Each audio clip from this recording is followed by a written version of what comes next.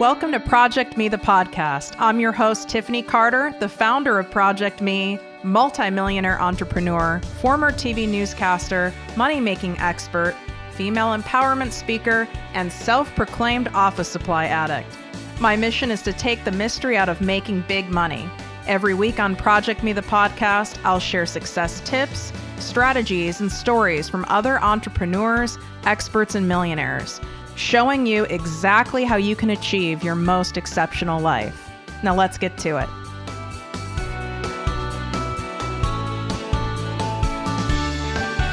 You are listening to ProjectME with Tiffany Carter, the podcast. This is episode 36. Learn how to include manifesting into your daily life, plus hear the amazing things I've manifested over the last 15 years. Hey guys, welcome to another episode. This one is really special to my heart because it is something that I have been practicing, like I said in the title, for 15 years now, and I have so much evidence and proof that it works that it would be doing a great disservice if I didn't share it with you guys. And it'd also be doing yourselves a disservice if you didn't at least experiment with it and consider it if you're not already someone who practices it. And if you're someone who already practices manifestation, then use this as something to make your practice even stronger. So I want to start out with things I've manifested. When a lot of people, when they hear like manifestation, they either roll their eyes or what the hell is that? Or that sounds really out there, or they hear about it and they become instantly intrigued and obsessed. I obviously became instantly intrigued and obsessed.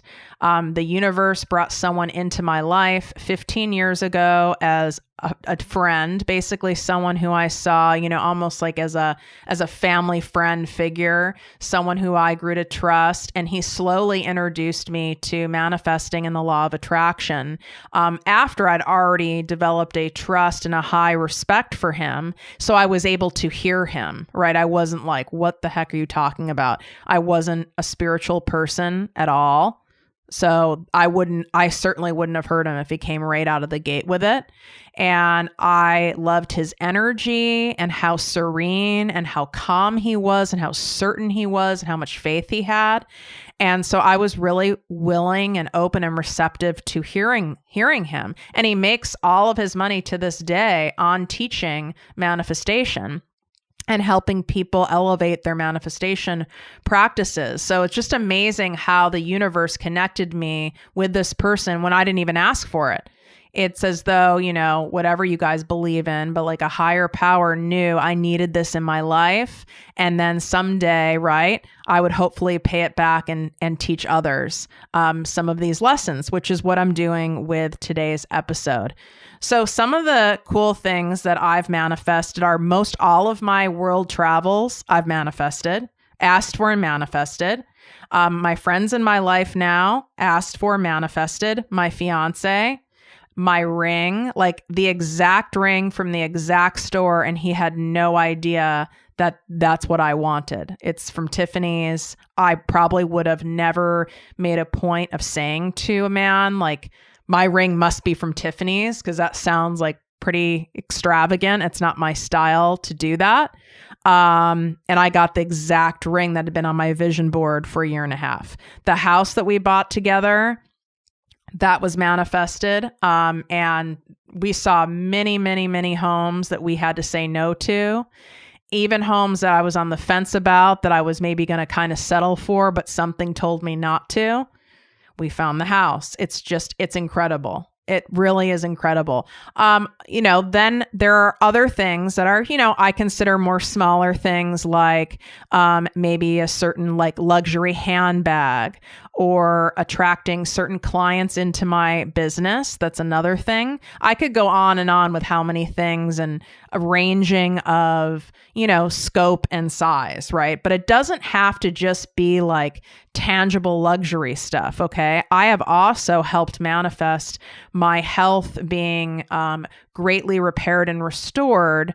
I have I guess you could call it an invisible illness, which I won't go too much into. It's something that can be highly managed, thank God. But I've done a lot of these manifestation practices around it. And I do feel that is what attracted the right healers and the right support system into my life to help me recover from this illness. So you can even go down that path with it. It's really wide open. So what worked for me is what I'm going to share with you guys today. I'm not sharing like all the laws and the principles of law of attraction, manifestation. Those are things you guys can easily Google and find out yourself. What I'm sharing with you is what has been proven time and time again to work for me, and what practices that I've implemented in my life and what works, because I know that that works. Therefore, I feel that it's my duty to be able to share that with you guys. But everyone practices manifesting a little differently. The principles and the laws are the principles and the laws. Those are set in stone, so to speak. But what works for me might need to be tweaked to work for you. So take what you like and leave the rest. Just know that this has been proven over 15 years in my life. So one thing that I do is that manifestation, like most things, requires consistency. Okay. It's not like a one-time deal. I want this in the universe. I want to attract this into my life. And then you never think anything about it again for a year, and then you're pissed that it didn't happen. It doesn't work like that. Just like nothing else in your life works like that. Right. So I incorporate manifesting into my life daily because I've been practicing it for so long.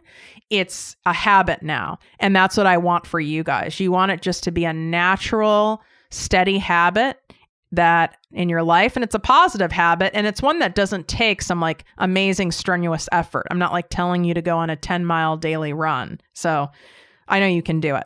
It's definitely worth experimenting with. Even give yourself a 30-day experiment. And if nothing happens for you or you don't like it, then you don't have to do it. But it'd be a shame to not try this out. So one thing that the universe loves, okay, in terms of manifesting and attracting what we want into our lives, is you need to appeal to all of your senses. So it loves repetition. And it loves appealing to different senses, meaning being able to visually see what you want to manifest, feel how it would feel to have those things in your life, have it written down, actually say those things out loud so you can hear them. All of those things go really well with manifesting. It just makes the probability higher. It makes that energy stronger, and it just downright works. So what I do is I have multiple vision boards. And for those of you who don't know, a vision board is whatever you want to make it on, right? You can make it on a piece of, regular paper, construction paper.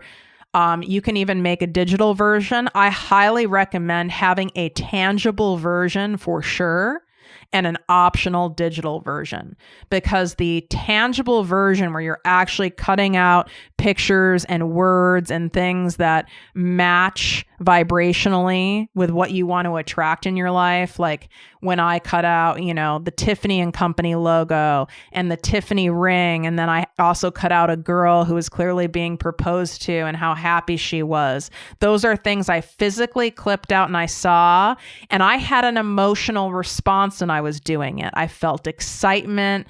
I felt romance. I felt, oh, this is so beautiful. This is great. I got the warm and fuzzy feelings. And I hadn't even, met my boyfriend and now fiance yet. So you want to have those feelings that are attached to it. And it's so much easier to get those when we're dealing with something tangible and physical. You're actually taking scissors and cutting something out versus dragging and dropping. But having a digital one as well is also a great idea, but I believe it should be an add-on. So I have vision boards in a place and places that I regularly come in contact with all day long. So I have what I call like my gym bathroom. I know I'm weird, but I do. It's like where my gym bag is, where I put my sweaty clothes out to dry. It's like my gym prep station. So for sure I'm in there every morning, and it's also my office bathroom. So I'm also in there multiple times a day. So I put in really cool shadow boxes. I have 2 separate vision boards on my Instagram at ProjectME with Tiffany. If you scroll down in my posts, you'll see a picture of my vision boards, and along with the post, it shows you what things from those vision boards actually came true. If you guys want to check that out. Okay, so I have it there. I also have an actual physical planner. Those of you guys who follow me on Instagram and Facebook, and who also, are diehard listeners of the show, know that I love planners, like planners, stickers, pens, office supplies. I'm obsessed. So since I'm always looking at my physical planner, my journal, I have a dedicated like front page that I've made a vision board out of. So since I love stickers, right, I've made a lot of things with stickers, words that mean a lot to me, colors that mean a lot to me. And I also turn things like countries I want to visit, I can turn them into a sticker because I bought a really cool sticker maker at Michael's. Obsessed. And they exist for anyone else who loves stickers. Anyway, so I had fun with it, right? That's the other thing. Have that feeling of having fun, and it's exciting. You're basically creating like your wish list, like, the genie in the bottle thing. You're creating your wish list, and it is going to come true. So it is a really cool, exciting feeling. So that's sitting there, right, in my planner that I see multiple times a day, through at work. Then I see it in my, so to speak, gym prep office bathroom. So I see it there multiple times. I also have that I'm looking at right now as I'm doing this podcast in my podcast studio. I also have a big love for magnets. I know I have a big love for a lot of things. So I created a vision board of magnets, and this vision board that I'm staring at now is actually, I get a magnet for everywhere I travel to. So what it does is it is a reminder to me how powerful manifestation is, and that it really works, because every single magnet I'm staring at right now, I put on a vision board that I've made at some point, and I've been to those places. So it's a really good positive reinforcement that it works. So there are some examples. Some people also create a digital version and make it their wallpaper on their phone, or their wallpaper, their background photo on their laptop. I highly recommend having one at work. A cute idea that I've had a client share with me, which I loved, is she just got a pretty picture frame and made a condensed vision board on a piece of paper, and has it framed on her desk in her office. Super cute idea. So you definitely want to do that in as many places as possible that you come across regularly. For those of you who already have created vision boards or currently have them, I recommend you keeping some things on your vision board that actually have manifested. Just like I shared with like the magnet vision board I'm looking at now, I have 3 boards dedicated to things that I've manifested. That's just because I've been doing it so long. But you can just keep 1 or 2 things that are truly amazing you've manifested on your vision board, because then when you look at it, it's a reminder like this really does work. Like this really did happen, because you are going to have days or weeks or months where you need that positive reinforcement, where you lose that faith, or you're getting impatient or frustrated. So that's one thing to include in your life. You can incorporate it every day naturally.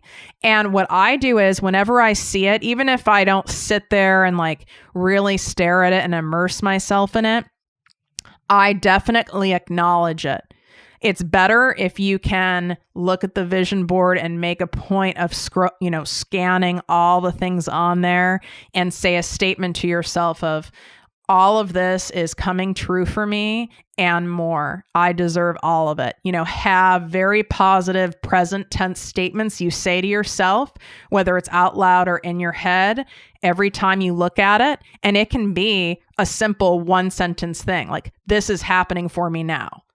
Because obviously you're coming across it, 15, 20 times a day. I would rather it be something short that you actually do than making the ritual too long and you end up blowing it off because you're running off to do this, that, and the other. I hope that makes sense.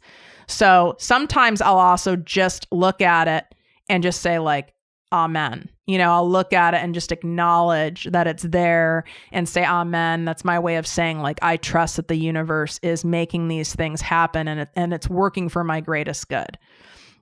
So I hope that helped. When you make these statements, when you look at your board, or you can even do it in your head if you're in line at the grocery store, or you're stuck in traffic.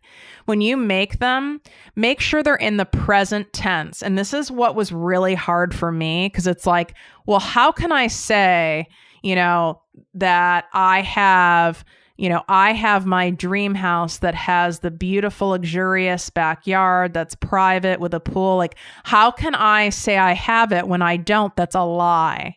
That was really hard for me. Or how can I say I've manifested, $2 million this year for ProjectME with Tiffany when that hasn't happened yet? That seems dishonest. That sounds like a lie. And for someone like me, especially with my like journalist background, and I'm a very, if you can't tell, a very direct person, and I'm a big believer on the truth and a truth seeker. So it just didn't seem right to me. But I learned you are stating it as though it's happening now because it actually is. Okay. Just because we can't see it and it is not manifested in its physical form yet, whether that means cash or a car or the house or the client, it's not manifested physically yet. It is in the works. So it actually isn't a lie. It would be a lie to say that, I want this to happen for me. That's actually not accurate.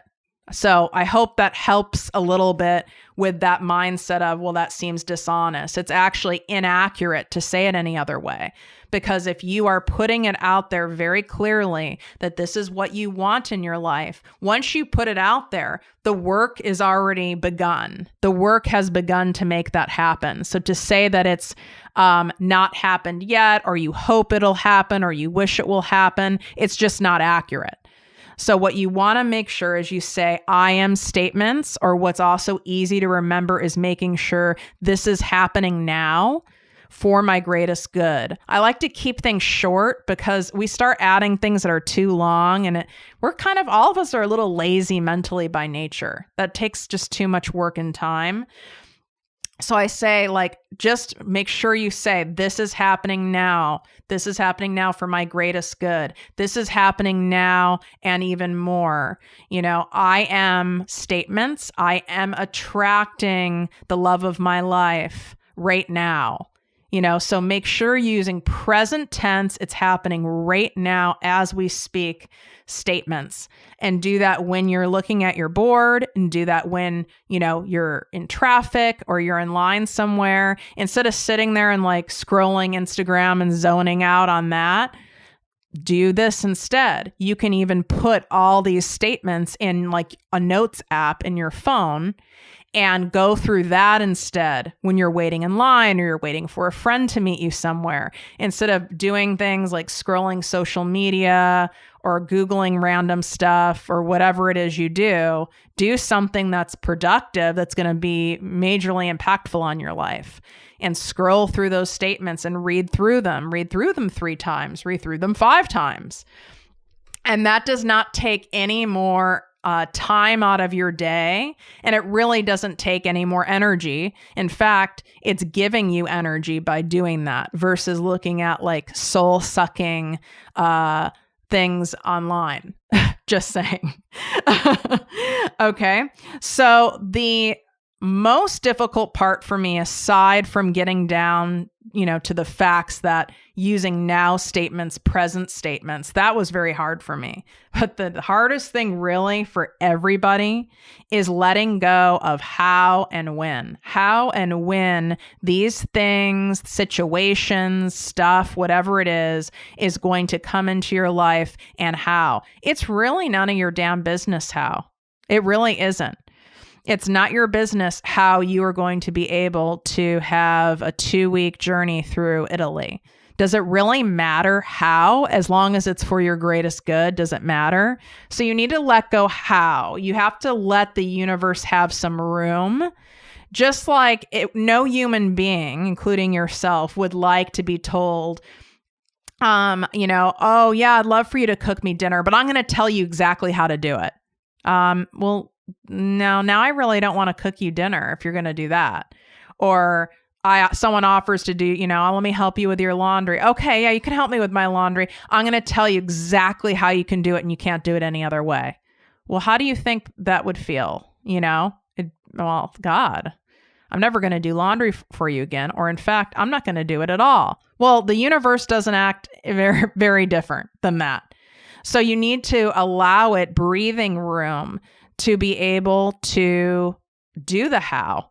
And also it takes some burden off you. You don't have to know how it's going to happen. I'll give an example, okay? I always make sure that at the very least annually, I set financial goals, okay? Sometimes quarterly or biannually, but really I'm more of an annual person, okay? Because I like to allow a lot of breathing room. What I've gotten upset before because it's like, okay, now we're in August and I've not reached the financial goal that I want for my life, for my business, what's happening. I start panicking and I have to do a lot of work on letting that go and trusting. That doesn't mean I'm not taking action, right? I'm still doing all the things. I'm still doing my part, but I have to let it go. And then what always happens is that money comes in. It might not come in a way that I've expected. I've had money come in from having a life insurance policy that I totally forgot that I signed up for when I was like 21 years old. God knows why I did that, but I'm glad I did. And that it matured and I got a big check for it. I've had it happen where I had a stock investment that was, doing, okay, that all of a sudden had a big announcement and did amazing and I sold it and I made $200,000.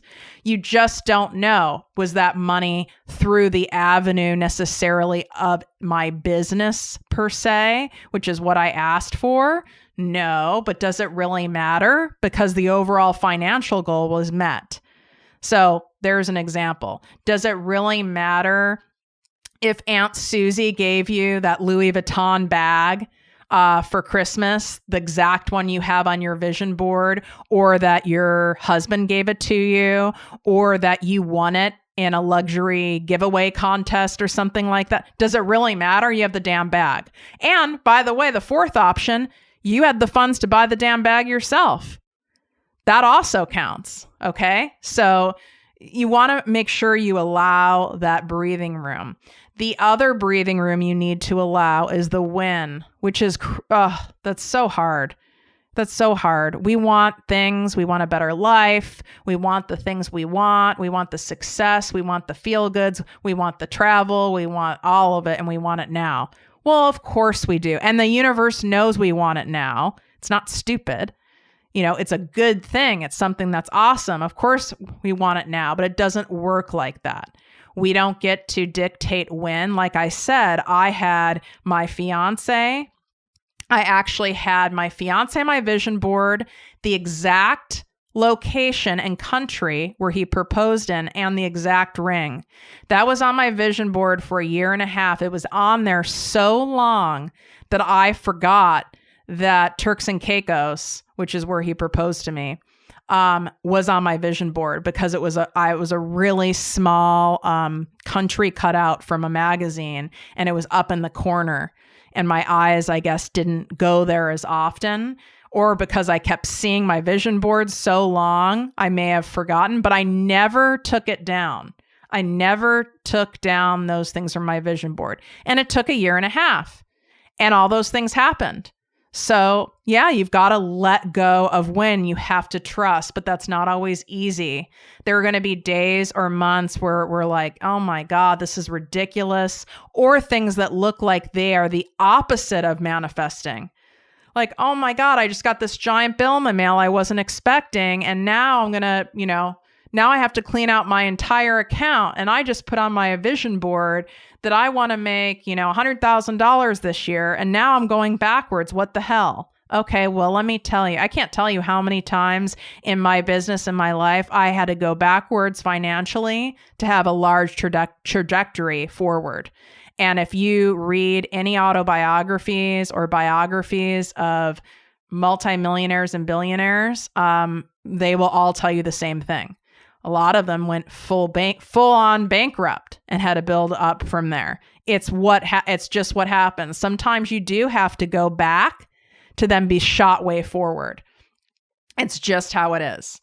So I just want you to be able to have some faith for the win. What helps me also when I start doubting the win or I get impatient and frustrated is I read stuff on manifestation and law of attraction, whether I pick up one of my many books that I have, or I Google it, or I go to certain Instagram and Facebook pages and groups that are dedicated towards it, just so I have a reminder and a community around me that really reinforces, letting go of the win and that it will happen. I also then go and look at the things on my board that did come true. That's why I want you to leave things on your board that did or that do or will come true for you, because it is a wonderful reminder when we get stuck. So I hope I gave you guys some really good practical tips to start incorporating manifesting into your daily life. I want it to be a habit.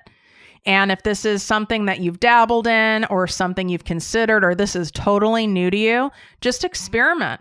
Just try it for 30 days. In fact, I would prefer you do 30 days to allow, again, the universe time to make some things happen. But you can just practice it for 2 weeks and try it on smaller things. Try it on a parking spot, as many of the manifestation books suggest, or try it on, having dinner at your favorite restaurant, or try it on some things that are smaller that you're less attached to the outcome, and just experiment with it. And then you start building up that feeling of, oh my God, this is really cool. This really works. So then when you have that kind of feeling like it really works, you can start expanding and putting bigger things on your board that you have more of an emotional attachment or investment to. Any questions that you guys have on this episode, anything I discussed, just hit me up on Facebook or Instagram. I answer all of your questions personally, and I'm more than happy to help put you in the right direction with this stuff or anything from any of my other episodes.